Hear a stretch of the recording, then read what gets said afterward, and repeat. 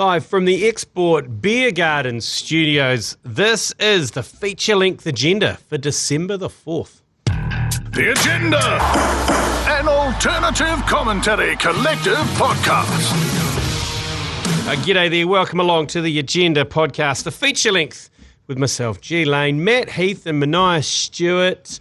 So good to be here. How'd you celebrate summer? Summer began in the weekend, well, officially on Friday, but did you go smash a crate and commit crime? No, I had a big night on Friday, and then I had a lunch the next day that I thought, how can I make myself feel better right now? And so then I ended up having a very long lunch and then waking up on Sunday morning and having to go, I can't pull the lever again. I can't go the nuclear. You can't do the nuclear option on this hangover 2 days in a row. It's tempting though, isn't it? It's so tempting because it's just right there. It's like all my pain can go. The solution is right in front of you. It's amazing, isn't it? Alcohol's brilliant like that. Like you couldn't come up with something more evil. No. That the only way to save yourself go back to the well. Is go back and hurt yourself some more. Yeah, and it's the only way to cure your demons as well, because there are a few people in the office this morning that I couldn't look in the eye.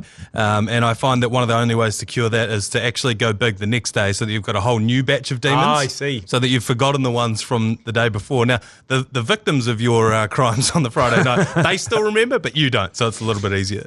Yeah, you want to have the party, like that's why the work party should be midweek, so you have to face the demons the next day rather than like the 2 days before you see everyone again can be a bit of an issue. It's a long time when your missus is at work and you're just at home by yourself, I'll tell you that for nothing. So I had my first apology from someone today. Oh, really? Yeah, sorry for wounding you on Friday. Who was that? It was Georgia, but it wasn't. She wasn't wounding me at all. But she really wanted me to meet her boyfriend. Oh, yeah. And so he came in and then we chatted for ages. Oh. Yep.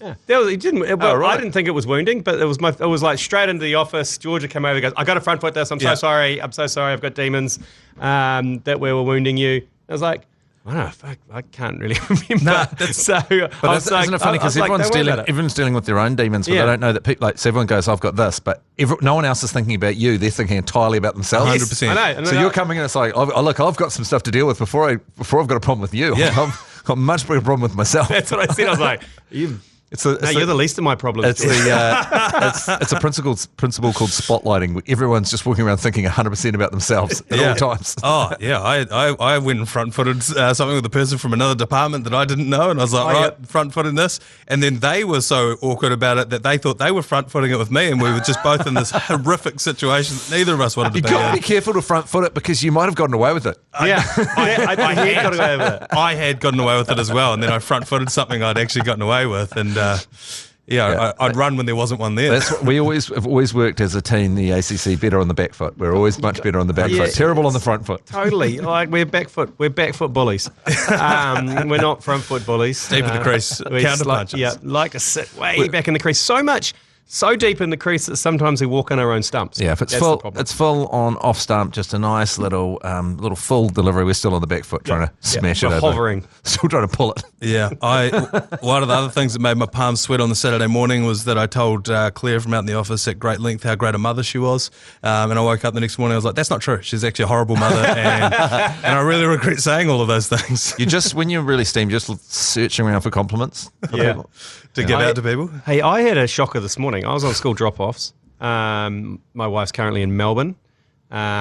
She's left me. No. That's why you guys figure things out? No, she's over there for work. But so I was running a very loose ship this morning. I basically, on school drop-offs, I visited school 3 times because I'd forgotten various items, swimming gear, lunch, all that kind of stuff. So 3 trips. And my 3rd trip, a young girl came up to me, pointed and yelled, "Stranger danger!" and ran away. Stranger danger. Yeah, and ran away. That's set up by a dad that knows you. Yeah, I know. I was looking around. I was actually looking around. They ran off. No one saw it. And I was like, you little fucking shit. What a perceptive child. Well, The moustache might have to go. Well, it's better than like pedo or something. Like going straight. It's pretty much the same. It's pretty circling. Essentially, same genre. Yeah, it is. Yeah, you are a pedo. So. Oh no, it could have been a kidnapper. Yeah. Yeah, not every kidnapping of a child is sexual. No. Some of it's just for cash. Yes. Yeah. So I'm like, if I was going to be stranger danger, I'm leaning in the more cash than the pedo. I was in such a dark spot over the weekend. The dangerous genre we're going down. Yesterday I woke please, up Matt, with, take us away from this. yesterday after two days hungover, I woke up on Sunday morning in such a dark spot. I watched JFK murder videos all day. Jesus Christ, what was wrong with you? I don't know. I just was drawn to it, and I was just watching him getting shot in the back of the head like thousands. Back and to the left. Back of the head. That's jumped the gun there a little bit. Maybe not the back of the head.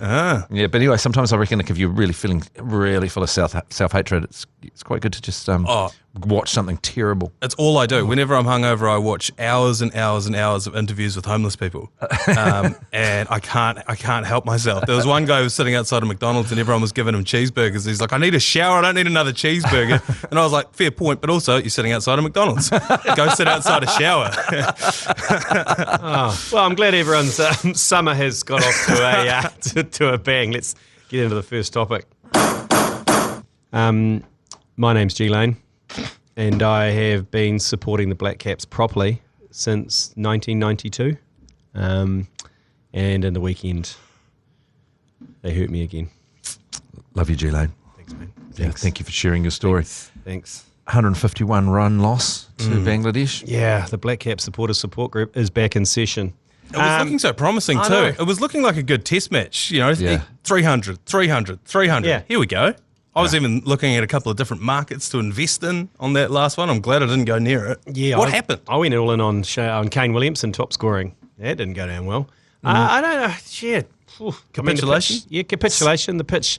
Could you bet on Sexy Campbell being second top scorer? Because he ended up being second top scorer. He came out. I love his attitude. Like, the game's over, but he still hit 2 6s and a 4. Oh, how good is Tim Southey's stats? He's now in the top 10 of cricketers that hit the most sixes in Test cricket. Right. Yeah. So we've got New Zealand has 3 in the top 10. He's only 1 away from Chris Cairns. McCullum, I think, is second or third. Number 1 is Ben Stokes. But New Zealand highly represented in the 6 hitting. We've got 3 out of the top 10. The only other nation is the West Indies. They've got 3. Yep. England's just got the singular one. How a Kiwi. often has Tim Southey hit those 6s, though, in a point where you'd prefer that he wasn't trying to hit 6s? Oh, yeah, he's 6 and out. It's 6 and out. But I tell you what, I mean, what would you take to your grave? What would you tell your grandkids? Oh, top 10 and 6s. Yeah, top 10 6s. If you've been one of the greatest Test wicket takers of all time, Yeah. so you're a bowler, and then one of your other stats is most Test 6s. You bowl fast and you hit 6s. Yeah. That's pretty much what every kid growing up wants to do. There will be people in years to come that will be like, geez, he was a pretty handy batter. Oh, he bowled? Just from looking at the stats. He is. I think he is the only bowler in their top 10 by a country mile. Yeah. Like, there's no other dedicated bowlers in there. There's no tail enders in there. Do you remember his debut when we were like, oh my God, this guy's phenomenal. He can bowl, he can bat, this guy's going to be. And then that was the last time he tried. It's his highest score. Against England. We all still talk about that, don't we? But anyway. We need Kane Williamson to score runs is basically what we've need. If he doesn't score 100 in an innings, not just in a test match, he'll definitely score 100 in your test match. That's a given. But we definitely need him to score 100 in every innings. Every innings. That's what we do. If we could step up to that, Kane, I know you've currently scored hundreds in the last 4 actual test match, but every innings would be good. Yeah, step it up. Yeah, step it up, mate. Step it up, mate. A little bit of consistency out of Kane Williamson. Yeah. That's all we're asking. Yeah. That's all we're asking. And so the next one kicks off on Wednesday. We're going to be sick of Bangladesh, aren't we? Because then they jump on a plane with the Black Caps and come over to New Zealand. The Black Caps will be, but us, the sporting public, probably won't, because I can't imagine a lot of people are watching every ball of this test match, despite it being quite a handy time zone. It's just like, God. But it's I wouldn't say I'm cricketed out, because I know I'll get invigorated on December 17th when they're back over here, but it's just it's been a lot. Well, it's pretty cruel after that Cricket World Cup to just go, okay, now Test series in Bangladesh on your way home to playing Bangladesh. It's pretty... You're just about home. Yeah, just stop off for a couple of Test matches and get your ass handed to you. Did you see Mitchell Johnson coming off the long run? Oh, yeah. I love this. I love how ex-Australian players have no qualms for ripping players to pieces. No qualms. And it's like, I feel like in New Zealand, everyone's protecting their media career or their coaching career, whereas Mitchell Johnson has just come off the back fence about Davey Dumb Dumb's farewell tour and saying no one will turn up because everyone hates him. Yeah, and he's just like, why are we celebrating this guy who's like brought about Australian cricket's darkest day? And it's so good to see one of them say that, because they all wrapped around, because it was so much easier for the Australian public to be like, oh, leave him alone. Can't you see the damage it's doing to his family? Because then they can not think about how their team are fucking cheats. Yeah. Where if they just wrap around him, and Mitchell Johnson's just going, hang on, this guy's actually a piece of shit. When do we forget that? Yeah. I think the other part of it is for him is that most professional athletes don't get to pick when they retire. They're just retired and they don't get to play the sport they love anymore. And that probably happened to Mitchell Johnson. And so now for him watching David Warner, he's like, why does this get to? How come he gets to pick? Mitchell Johnson was terrifying back in his day, though, wasn't he? Oh, yeah. Oh my God. Yeah. Him in an Ashes series. Oh my goodness. Yeah. He didn't care. He didn't care much about other people's mental health at this stage, did he? Nah. Not a big advocate, no. Now he's quite an advocate of mental health. Is he? Yeah. Well, he's had his struggles. Yeah, right. But he didn't seem to give a shit about his English. When he was trying to kill Marcus Trescothic. Yeah. I don't know how Australia are responding to that. You know, I haven't seen anything about, like, are they on board with Mitchell Johnson? I feel like they're going to be all on team Davey Dumb Dumb. No, and surely give him not. a break. I really want to know the full details of that sandpaper gate, like, because obviously Steve Smith and Davey Dumb Dumb got hauled over the coals for it, and when in fact it was was his name Hanscom? Was that the guy? No. Well, who was the guy who did the sandpapering anyway? Right. Cameron Bancroft. Bancroft. Yeah. Sorry, not Hanscom. Bancroft did the sandpapering. He had the sandpaper in his pocket. Well, he got caught doing it. Yes, he got caught doing it. But then obviously Dum Dum was vice, Steve Smith was captain. Like, well, we've talked about this before, but Bill Ralston claiming that he had no idea that suddenly he was reverse swinging and was not inspecting the ball when it came over to him and not noticing that it had been sandpapered. What a fucking liar. That is bullshit. You notice. So you look at a ball and it's had 20 grit on one side and you can see your face on the other. You bowl one ball, the last ball of your last over, it's not reverse swinging. Yeah. And you bowl the next one and it is. Do you not look at the ball and go, It's the equivalent of someone tossing what's the difference here? What's happened that's different? It's the equivalent of someone tossing you a half-taped up ball in the backyard and you disguising it from the batsman and then bowling it. They're like, was that one taped? I don't know. I reckon Steve Smith was probably the most hard done by on the whole situation. Yeah. I think he had to fall on his sword for the whole team. It's my feeling, and I don't know, but it's Davey Dumb Dumb running the whole thing in line with the bowlers. Yes. Well, it must be, because no one's come out and said what happened was we're in the changing rooms. Dum Dum has come over to me with some sandpaper and he's given it to me and said, hey, bro, when you get the ball, when you're feeling under the helmet, just put it in your pocket, give it a bit of and then chuck it back to the bowler. Like, no one's come out with the exact process of how it went. Nah. It just had Steve Smith fell on his sword, because I can't imagine him.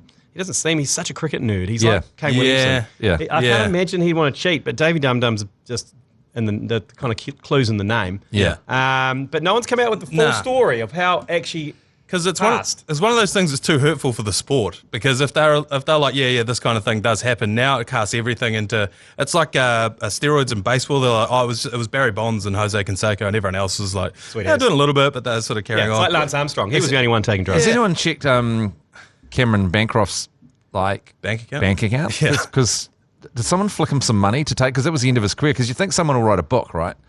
Someone will do a tell-all book and tell the story at some point. So who's left the team since then? With Johnson. Yeah, Mitchell Johnson's left the team. Stark. I mean, was he in the test team? I don't think he was in the test team at that point. Yeah. So someone Bancroft still plays, though. He still plays like the Big Bash and stuff like that. He got the hardest, didn't he? You don't want to be that guy. He did get the hardest. He was the fall guy. He just happened to, and they were like, unlucky, man. Very unlucky that it was you, because it could have been any of us, because we're all doing it. But who's the person that's going to write the book that's just got a bit of anger that wants to just come at them, that was there, that saw it? Bancroft, surely. Yeah, that's what I'm thinking. Bancroft's, unless he's being paid off, complete silence. Well, it's going to be Dum Dum.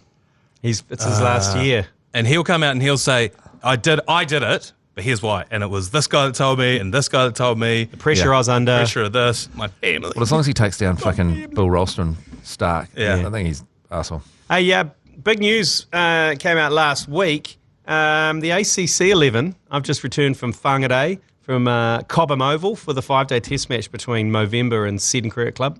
The ACC won a game, won our first ever T20. Good on us. Yeah, good on us. Good on us. You know what the source? The source to success? 9 ringans who can play cricket. 9 ringans who can play cricket. Why haven't we thought of that already? I know. Why have we been opening with Jason Hoyt? Why the fuck have we been pissing around with people who can't play cricket? Why on several ill-fated occasions have you thrown the ball to me? This is insane. Why was I on the boundary that day where I bounced the ball off my palm and over the boundary for 6 and we lost? See, look, I know. It's been staring me in the face the whole time around. We've been talking about Big Bash. We talk about IPL. We talk about, the Super Smash. Let's just turn the ACC 11 into a franchise and just buy players in. We've got a huge buy glory. We've got a big recruitment issue at the ACC. That's all it is. Yeah, it's just it's a personnel issue. It's a recruitment issue. Yeah. So I was just like, well, what are we doing? We've just been losing for the last 5 years, battling along with the same team. Yeah. The same team underperforming. If we were a professional outfit, we would have been fired in year 2. Heads would have rolled. Yeah, heads would have rolled. Anyway, especially like Jason Hoyt just getting chance after chance after chance. Yeah. To open the batting and finding new ways to humiliate himself. That's quite good, though. Yeah, that is quite good. Actually, you've got to keep Jason Hoyt in. I think we've prioritised entertainment over performance. It's worth losing if Jason Hoyt gets humiliated. But the thing is, he never disappoints. It's like the pressure every year escalates and he does something else. Or the duck, the pads. The pads are in the wrong way. I must admit, the turtle was one of my favourites. Remember when he charged the spin bowler? He swung so hard, and the momentum of the bat, because the bat's about the same weight as him, it swung him clean round in the air, and he landed on his back, and he couldn't get back into his crease. And the keeper had the ball and was like, "You right, bro?" And just took the bails off. He's the Kane Williamson of humiliating himself.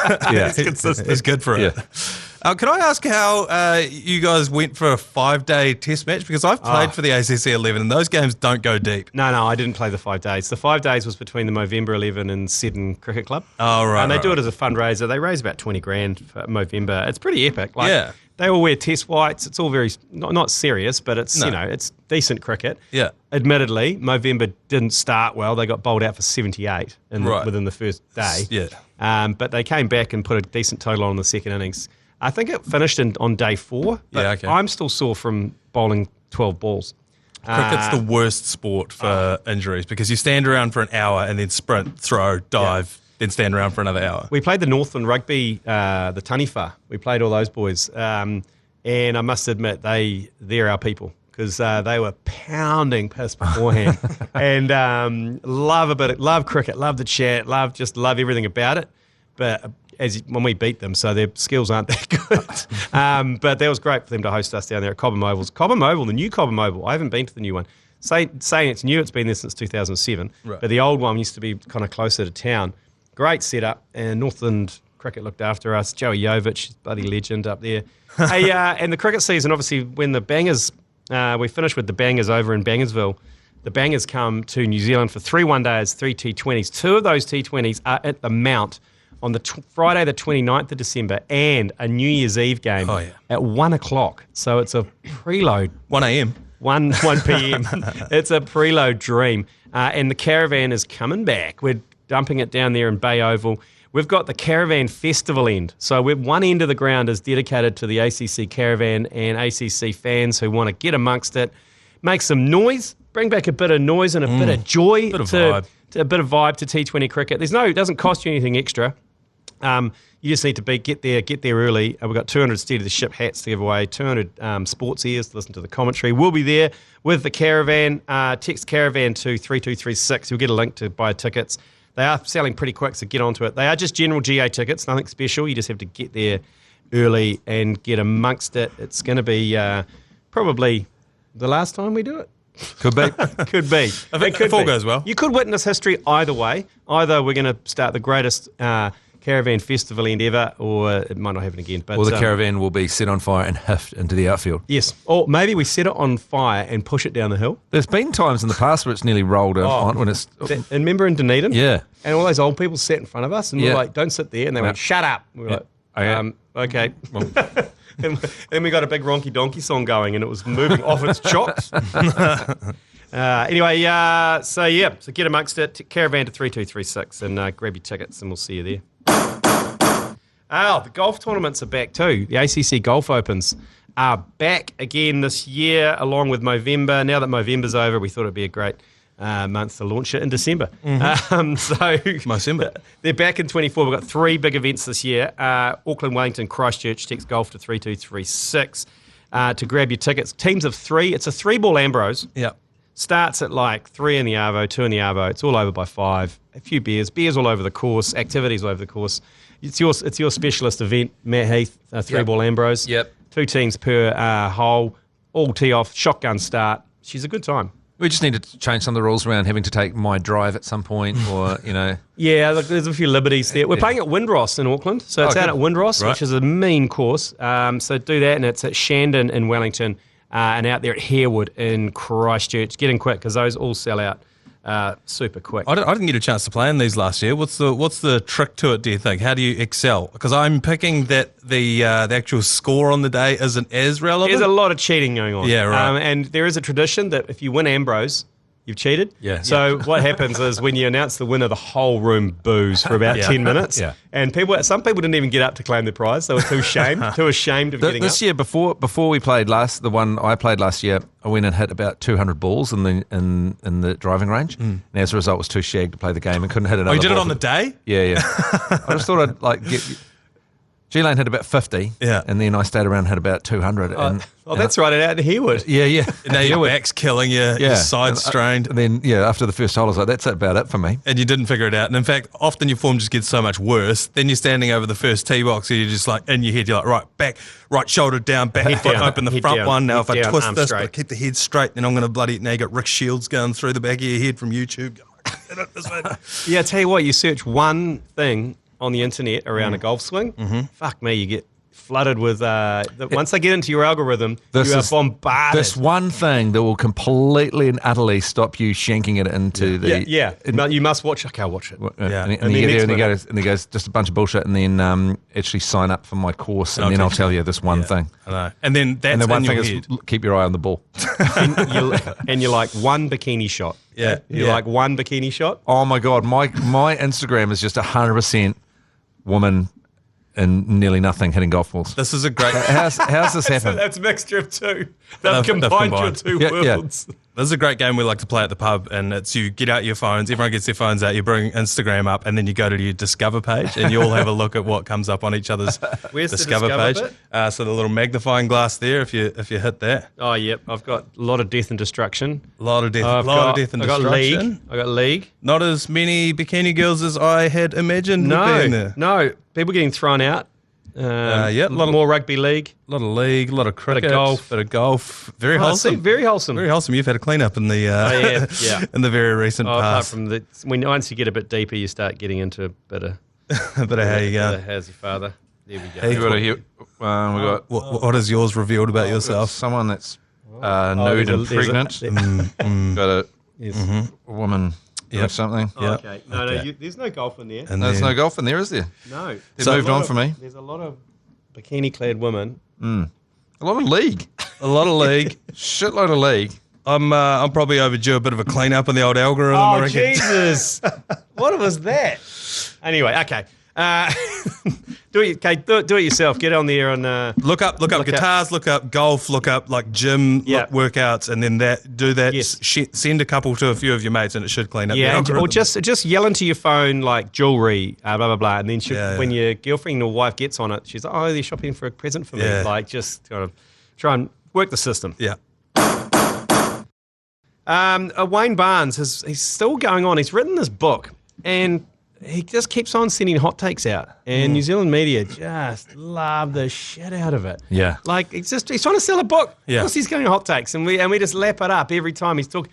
The last one was about Steve Hansen get like the F word from Steve Hansen, and it was like actually a joke. He said, "Fucking sick of you, fuck." There's a fucking sick of you. Yeah. And I don't know. My favourite one is that he was going on about Graham Henry, who was still complaining about the 2007 Ford Pass, and he wrote in his book 5 years later, and Wayne Barnes' point was like, come on, mate, it was 5 years ago, stop bringing it back up. And Wayne Barnes wrote that in his book that came out another 10 years after that book came out. It's the same thing. I guess the thing is, when you think about sporting books, is it officiators you want to read the books of? No. I mean, like, I never go, Nah.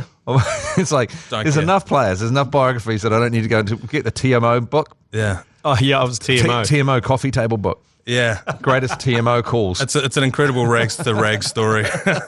He made it all the way from... Because the thing is, they're all lawyers, and they all have these like high performance jobs, and then they're also just like a ref. It's like, which is way less cool than just being a rich lawyer. Like, I don't know. It's not a real rags to riches story that I want to hear anyway. So just keep putting the boot in, Wayne Barnes. It's fine. I'm not going to make me buy your book. Yeah, there's an interesting point that we've same. got on the rundown here about Sam Cane was talking about, could we pick All Blacks from across the world like the South Africans do? Why not let them at least play in the Australian teams? Because we've been complaining, we need Australia to keep Super Rugby alive. Like, we all know that. There's not enough people here in New Zealand, not enough money. So we need those teams to be good. They fucking suck. Yeah. So why don't, when we've got player like double-ups like Aaron Smith and Folau Fakatava for the last few years, send one of them over to one of the Aussie teams, bolster them. Yeah. And how good would it be? Like, if you're one of those players, you get to live a bit of an Aussie life for a while. It'd be pretty good. Go live in Perth. Yeah. Go live in Melbourne, Sydney. Yeah, it would be pretty good. We've got to do something. They actually need to do, I mean, everyone's been saying it for the longest time, but they have to do something, and their plan is to do nothing. Yeah. But, I mean, we bring in overseas players into our Super Rugby teams. We had that ancient guy playing down in Highlanders, and we've got a... Gibbs. It's like being a communist regime. It was like with...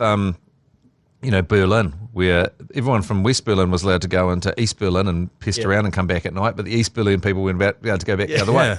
Like, why are we just shutting our guys down just because we're so scared we're going to lose everyone? Well, yeah, but with our issue is that we're going to lose them from our Super Rugby competition. So, like, maybe don't let them go to Japan, don't let them go to Europe, but they can go across the ditch. Yeah. it'd be great to go to Aussie. More Kiwis in Perth than in New Zealand anyway, so why shouldn't we be allowed to play there? They'll end up playing for Australia. Yeah, that's a good point. They would have to. We'd sign them to our central contract still and be like, right. Well, do you get but paid? then they'll get. You get. I mean, Australian rugby is so bad. Do you still get paid more to play for Australia than you do for New Zealand in rugby? Probably. I think you do. I think you actually do. I think they got more money. Okay.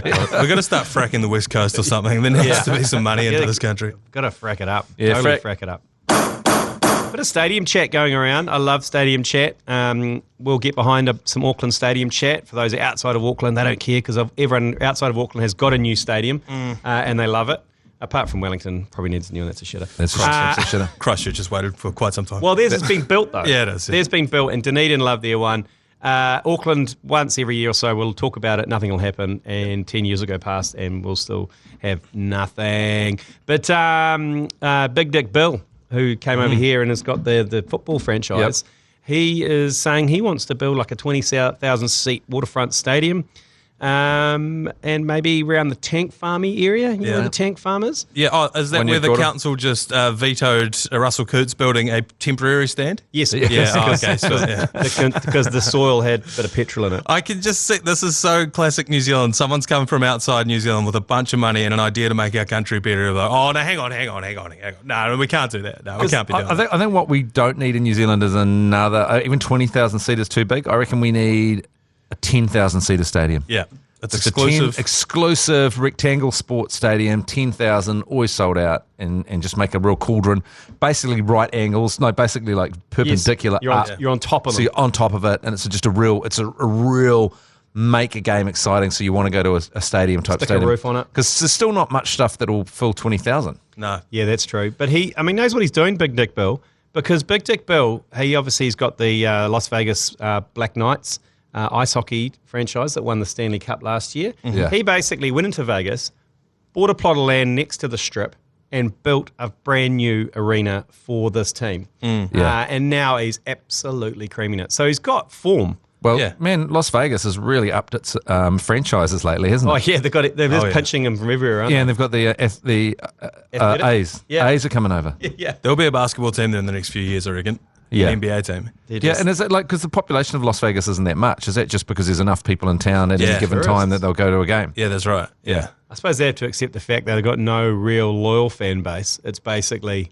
it's like people going to the Resident show of U2 and the Sphere. Yeah, the thing to do to Vegas, you go to the Sphere, you go watch a Black Knights ice hockey game, then you go watch But if you take like the Rams playing in Los Angeles, they basically play an away game every week because because it's like if they play the Cowboys, it's 100% Cowboys fans, 49ers, 100% 49ers fans. Yeah. It's just the way it is. Like, but it's still, but the Rams still are still sold out. The Rams are still sold out. they may be booing us, but we're still selling out the stadium. Yeah, we're making money. We're making money. Yeah. We should probably have a stadium chat and then record it and then just play it again next year. Yeah. Around waterfront stadiums, what Auckland needs to do. Yeah. Work smarter. Yeah, I think. Because we definitely need a billionaire. Did you see that thing that came out today that 3.8K of tunnels that they're building? the City Rail Link, is going to cost us $220 million a year to run. That's its run. To run. To run. Not to build. So it's $5.8 billion to build it so far. It's probably going to go up. And it's 3.8 kilometres and $220 million a year to run for a city of 1.5 million. So 10% of our rates going forward is just going to running this City Rail Link. Do you realise that, it's funny because I've given up caring about this stupid rail link now because it's gone on for so long. I just whatever. And now people, you could say it's going to cost $1 billion a year. I'm like, whatever. What are you going to do? Fill it in? The rest of the country is also like, what are you guys doing up there? Yeah. So you basically got a fast track from the bottom of town to K Road. Yeah. Which is also in central town. Yeah. Which you could just get a lime scooter and you blast could up get to there. the top of Queen Street. Yeah. Anyway, So I saw that they were. let's not descend into council, but I'm just saying, I don't know if we can take on any more debt as a city. Yeah, we need a billionaire. We need a billion. We need billion. We need all the billionaires. We need Big Dick Bill. We need to get him here. We need to just rinse him dry, milk him dry. Yeah. I saw that they were proposing cable cars to get around the city. I was like, go one more. Slingshots. Monorail. Monorail. Slingshots where you're caught in the slingshot. You'd have to have the landing sorted out, right? Yeah. Well, there's a lot of water around. What about a ground slingshot? So you're on rollerblades. Oh, yeah. Slingshot. You see. Well, what about a flying fox? You're just a really, really steep. Yeah, exactly. Up over by the airport, just a really, really steep tower, and then just flying fox, like a zip line, I guess. Yeah, from each of the volcanoes. About 15 volcanoes dotted around the city. How good with that? Zip line city. Zip line from volcano to volcano. I had a friend that met Jack Black and had his big pitch for a movie. Yeah. And he goes so he met him at a pub and he goes, hey, do you mind if I talk to you, Jack Black? I've got this great idea. It's about flying foxes. And he goes, there's all these flying foxes between the buildings. And that's how people get around in a post-apocalyptic world. And then and Jack Black goes, that's really cool, flying foxes. Like have they got wings? And he goes, no, like a zip line. He goes, flying foxes sounded cool. I'm not interested in a bunch of zip lines for a movie. You're flying around on the back of foxes. Tell me more. Tell me more. Yeah. People are bad. There's something in this. Foxes with wings. No, zip line. Anyway, right. Bit of admin get kicked off for your summer. Summer started in the weekend. Thanks to Export, we've got heaps of prizes to give away. We've got summer experiences every month to give away. We've got fishing weekends. We've got rugby weekends. Golf weekends. All sorts. 4 massive weekends up for grabs. Text weekend to 3236. Get in the draw. Thanks to Export Ultra. Buddy, get into it. It's pretty sweet. It's going to be great. And the TAB punt this week. Our pot's sitting at dangerously close to the $1,000 to give away. So we just need a little tickle. Yeah, it's at I think $980. Right. I think was the total. So I've gone full missionary Yep. on this week's punt, and I've put the $100 bonus bet on the Celtics to beat the Pacers. I like this. Paying $1.48. So we're going to clear $50 to throw in there. We're going to tip it over 1,000, and then we get to give it away to 10. $100 to 10 lucky punters. I really like out that there, because so. at the moment the Indiana Pacers, great team to watch, but they could not defend a stop sign, and so they are going to get obliterated by the Boston Celtics. Yep. So that's tomorrow. So once that result comes in, check out the ACC socials. We'll give away that $1,000 pot. Thanks to the TAB. White on of the week. There's not a lot that's made me wide this week. No, it's been. I've been very, very flaccid. No. One thing that I am enjoying at the moment is that the NBA is in full swing. They're in the middle of their in-season tournament, which has made it a little bit more exciting. And there's so many games on the weekends because of the way the tournament works. All the games are on the Friday in the US, which is Saturday afternoon our time. So from lunchtime through till about 5, you've got 7 different NBA games to watch. So I'll just open up the TAB, fire up a game, flit around between them all, and lose a lot of money. Are you single? The missus works every second weekend. That's what's going on there. Yeah, and I need a little bit of company. So the TAB and LeBron James keep me company.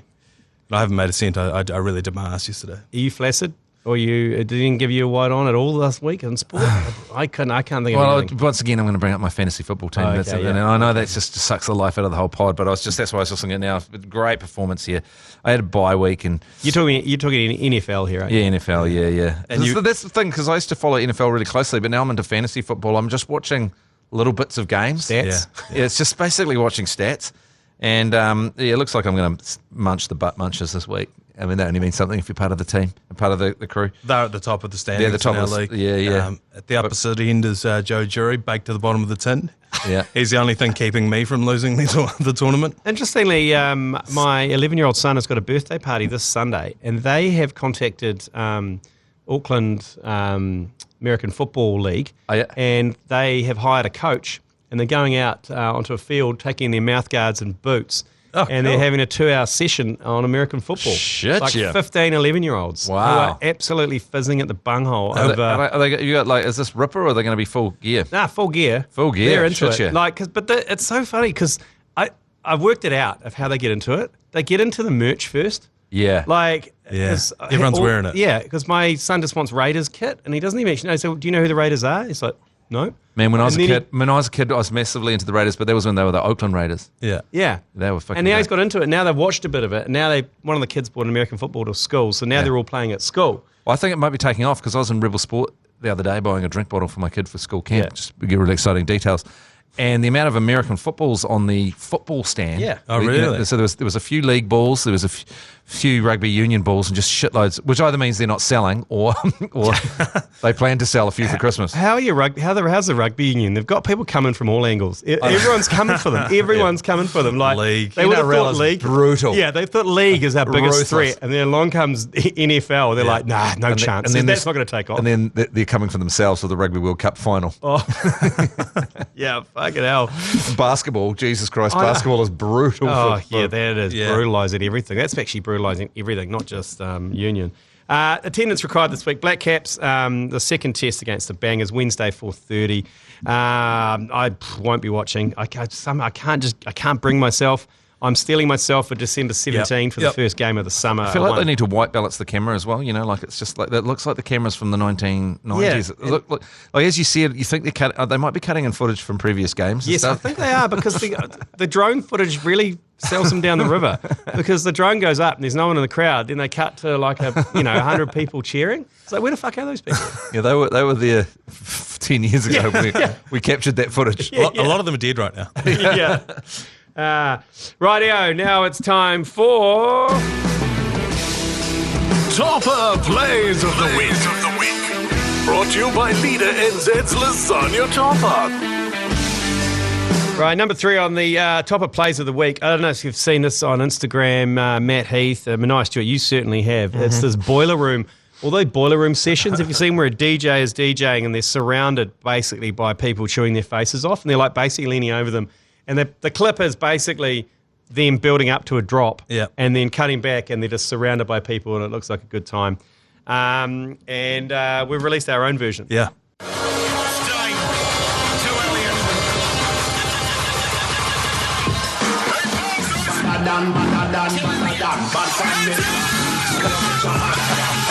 So it's basically we've superimposed Jason Hoyt's head over the DJ. Good. Yeah.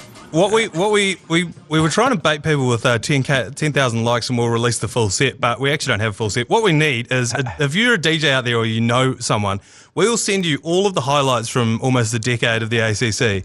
And we just need like an hour-long set for you to put together with little clips over the top of it so that people can listen to that while they're on the piss, like gearing up to come to a game. How good would that be? Like, create an hour New Year's Eve one where you kick it off at 11 p.m. and we will build up to New Year's Eve with a drum and bass set with with drops that include that from Jason Hoyt. Yeah. Can we hear that again, please?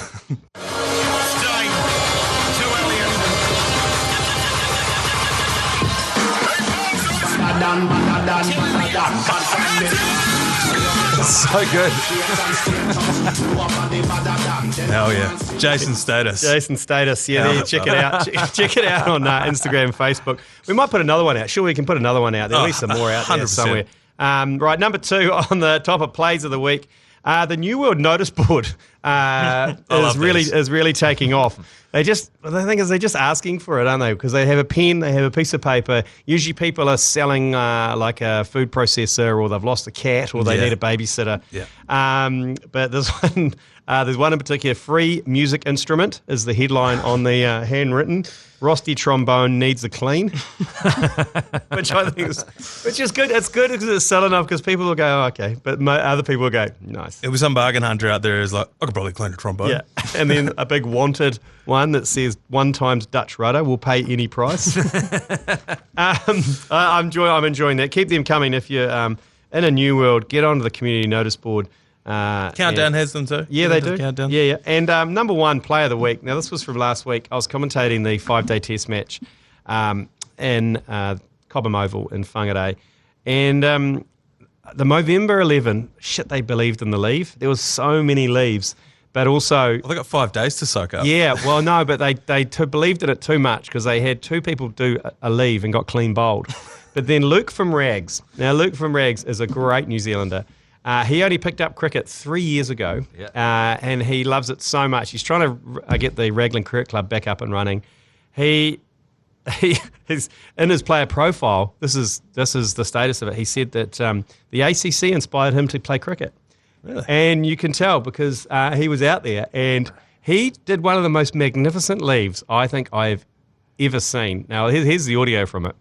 Oh, what a leave from Luke from Rags. One of the great leaves you'll see. He let the ball just cannon into his leg stump. Leg stump removed. Believe in the leave, my friend. He basically, I've never seen a leg stump cartwheel from someone leaving. He basically, he was standing there. He took a step back, then stepped forward, shouldered arms, and the leg stump just basically cartwheeled to first Well, you can slip. say that someone knows where their off stumpers. Yeah, there goes. He knows exactly where his off stumpers. You'd assume people would know where their leg stumpers. It was one of the greats, and it was so good because he held the pose, and the stump had gone. And I was like, when he came in, I was like, I've never seen anyone get their leg stump taken out leaving a delivery. Like, that is not special. I've seen people run away from it. You know, people run away, and it goes round their legs. This went between him. Oh, it didn't go around his legs? No, it went between them. And it was just absolutely. And what team was he playing for? He was playing for the Movember 11. Right. It was a young bowler. He sounds like we need to recruit him for the ACC. He did play for the ACC team. He scored a few runs, actually. Oh, did he? Yeah. He doesn't know if... This is the great thing. I went in the nets with him, and I was heading on the bowling machine with him. And he plays golf left-handed, but he writes right-handed. So he doesn't know if he's left or right-handed. So he was batting with both. He was like batting, and then he switched to left hand. Wow. And then right hand. And I was like, what are you doing? He goes, I don't know if I'm left or right-handed. But he scored some runs when he wasn't getting his leg stump taken out. Oh, for us he did. He was in a bit of trouble. When's the last minute you can switch hit? Because I guess there's a lot of people talking about that, you know, with reverse sweeps and stuff, where the wide line is and where the LBW line is. Yeah. So if you is it before when the bowler's bowling in? Can you swap over, or is it? No, I think you have to set up guard. You have to set up. I think you can only change once the ball's released or is about to be released. Right. So I think that's the thing. But speaking of the nets, I was in the nets up in Cobham Oval, and Joey Jovich was up there, and Joe Jury was there as well. We were having a bit of a net, and they've got an auto load bowling machine, so you put like 50 balls in the machine, and it just keeps sending them down automatically. Wow. It's fucking great. Yeah. But I could smell a rat when I was at the bottom of the net, and I saw them reloading it, and I saw Joe Jury there, and I saw Joe Jovich, and you used to tell people are up to no good. And I saw his hand kind of go up to the side, and he was talking to Joe like nothing was happening, and I knew something was happening. And I took guard, and they'd cranked it up to 100 miles an hour, so 160 kilometres, but they didn't adjust the pitch of it. And I took guard, and I got a full beamer, like, to the forearm. I just got out of the way in time. It took the skin off my forearm and into the top. And you go, oh, they're like, you can see their faces. They're like, oh, shit. Sorry. But the machine was already loaded, so it was like, and I was just getting these bullets down at like, kind of, on chest high. I was like, fucking hell. Turn it off! That was a near-death experience. Anyway, that's the feature length agenda for this week. We're back tomorrow with a daily. Take care out there. All right, then. Okay. You've been listening to the ACC's Agenda podcast. For more episodes, subscribe on iHeartRadio or wherever you get your podcasts.